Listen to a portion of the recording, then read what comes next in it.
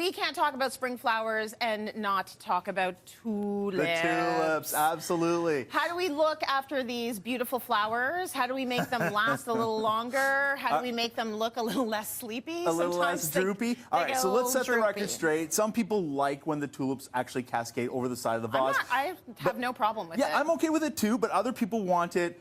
And there's no polite way to say this. Other people like their tulips erect. Right. So more upright is more how we do it. So I always get questions about what happens when my tulips start looking a little droopy. What should I do? Right. So there's a couple of easy tips. Okay. All right? The first thing is ice cold water actually makes tulips stand up. Oh, okay. I know we're just going to laugh our way through this one. Right. Yes, opposite to what happens with humans, ice cold water works great. So put ice in the bottom of the vase. Makes them stand up. Oh, actual ice? Actual ice, absolutely. Makes your tulips rise to the occasion. There's nowhere to go with this. Another really easy tip, and this is if you're really, let's say you've got a photo shoot or you've got, friends coming over and you want them to look fantastic. Take each individual tulip, and this is just a simple piece of newspaper, and you're just going to wrap it in the newspaper to make almost like a cone, okay? Then what we're going to do is we're going to wet this down, and we're going to put this in the fridge laying down. Really? Yeah, absolutely. What's going to happen is the cold water around the stem of this actually makes it stand more upright.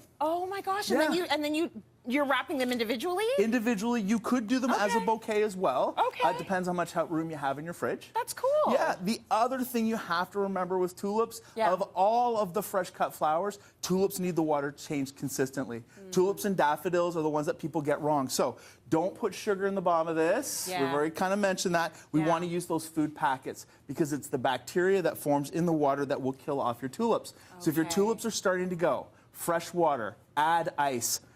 Wrap them up in newspaper if you need to. But there's ways to extend that. These should last about 2 weeks for you. Okay. Yeah. Well, I love that. There you go. Okay, if we've got some time, we've got an audience question since we have you here, Carson. Let's do this. So, Nancy, you've got a question for Carson. What would you like to ask him? Well, I have this thing with cilantro right now. So I bought some seeds because every time I go buy some, it goes bad too quickly, so on and so forth. And so I've got a package of seeds, and now I don't know what to do with them. Like, how do I plant them?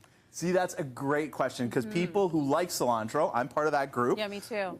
It's really hard to get good fresh cilantro in grocery stores. It goes so quickly. Yes. So when you're planting cilantro, you want to plant it in a spot where it's only going to get morning sunlight.